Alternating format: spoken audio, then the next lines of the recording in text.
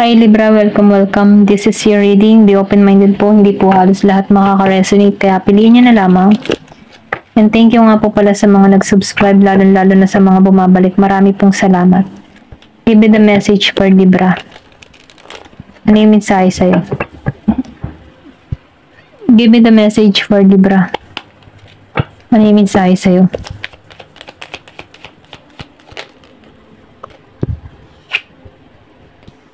Okay. Four of Swords. Wow. Okay. Four of Wands.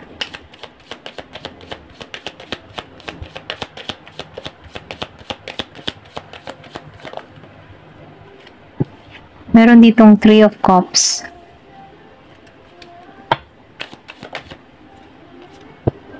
Page of Pentacles.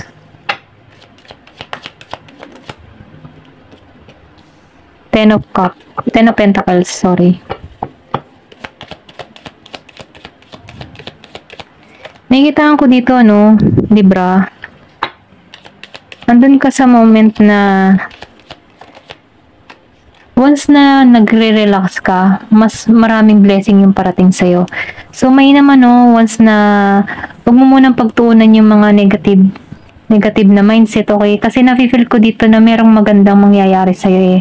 Kumbaga, kailangan mo lang ditong maging positibo palagi.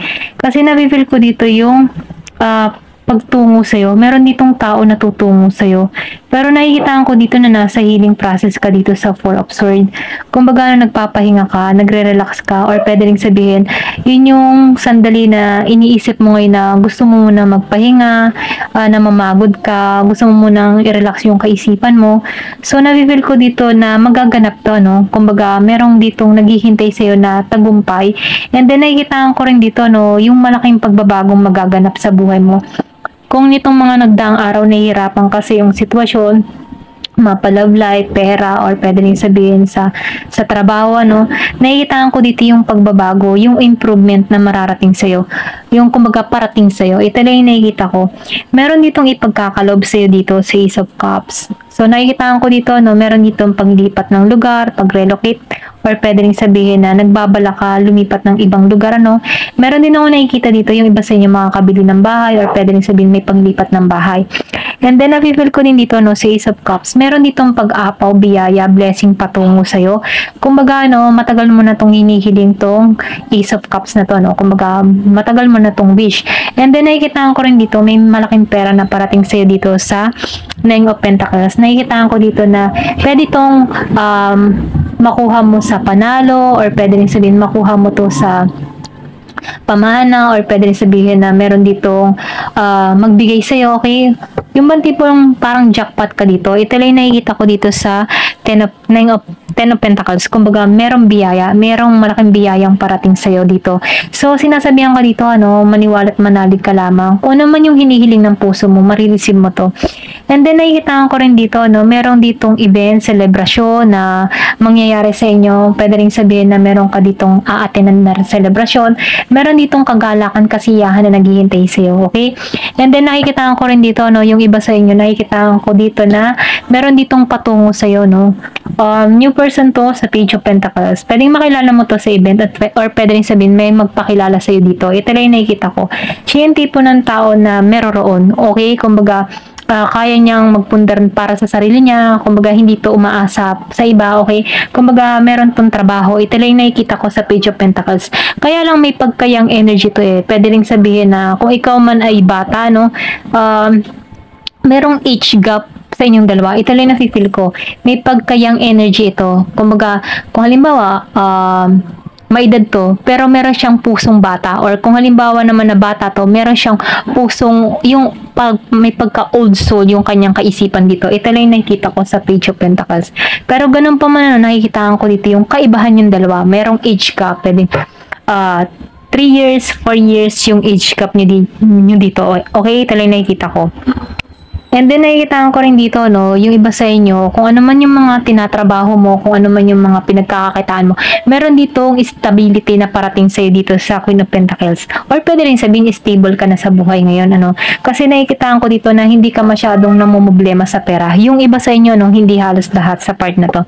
Meron ditong tao na nagiging masaya sa kanyang kabuhayan, nagiging siyang matagumpay, nagiging siyang, yung mga nabibili niya, lahat ng mga pangailangan niya, kumbaga kaya niya, afford niyang bumili. Ito lang yung nafe-feel ko dito sa Queen of Pentacles. Or pwede rin sabihin, dito ka patungo, no, yung mabibili mo din yung mga bagay na gusto mo, okay? So, sinasabihan ka dito, no, wag kang mawala ng pag-asa. And then, kung nakikita mong madalas yung 11-11, calling to sa'yo, no, na meron talagang parating sa'yo, buhay dito. Merong magmamahal sa'yo dito. Meron ditong kasalan or pwede rin sabihin na nagpapahibatig na ito na magkakaroon ka ng partner, ano, meron kang soulmate. Meron ditong union na magkikita or may pagkikita. Kung nasa LDR situation ka, no, may pagkikita. Meron ditong ikakasal. Ito lang ang nakikita ko. Give me more information.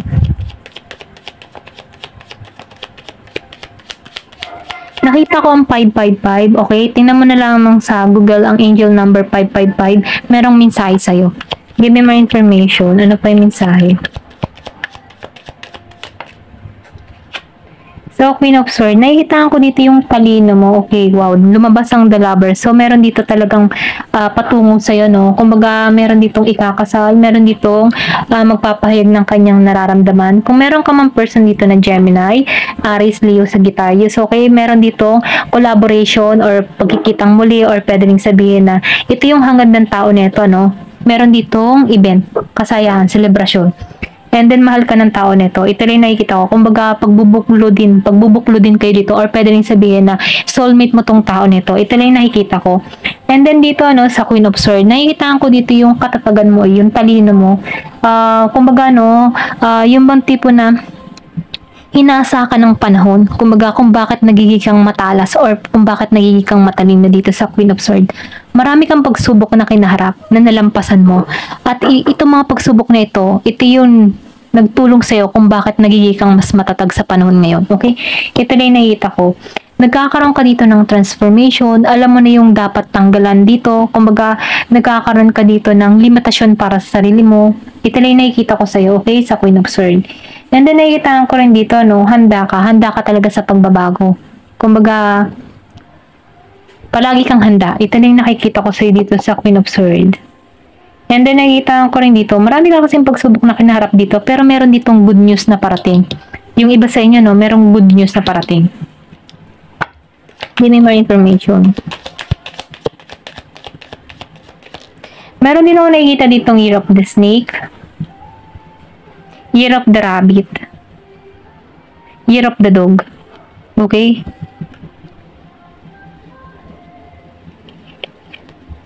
Okay, mayroong balita, mayroong good news, may action, meron ditong kikilos, okay, naputal na ako, pasensya na.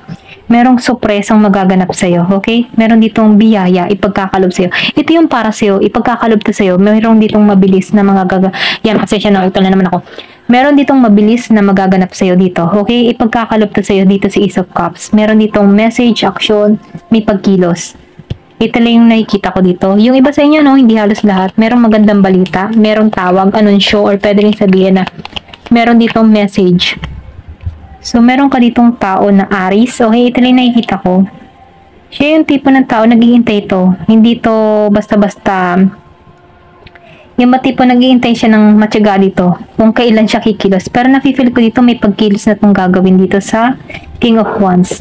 Nag-iintay lang to ng timing pero andun yung kanyang gagawin sa'yo, sorpresa. Okay? Meron din ako nakikita ditong Year of the Dragon. Pwedeng mabigla ka dito. Ito lang nakikita ko. Sorpresa to. Hindi mo akalain. Pwedeng meron ditong involved na mga kaibigan na sorpresa ipagkakalob sa'yo dito. Ito lang nakikita ko. May magsusurprise sa'yo dito. Ayan. Ito lang nafe-feel ko. Okay?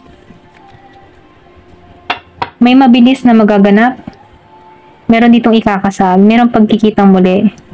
And then, nakikita ko rin dito, kung nasa LDR situation ka, no, meron ditong sorpresa na parating. Pwedeng umuwi to ng lihim, okay, ma-surprise ka dito. Ito lang yung nakikita ko. Hindi halos lahat ha, sa part na to. Kaya lang yung nakikita ko. Ayan, hanggang dito na lamang po. Thank you for watching. Love and peace.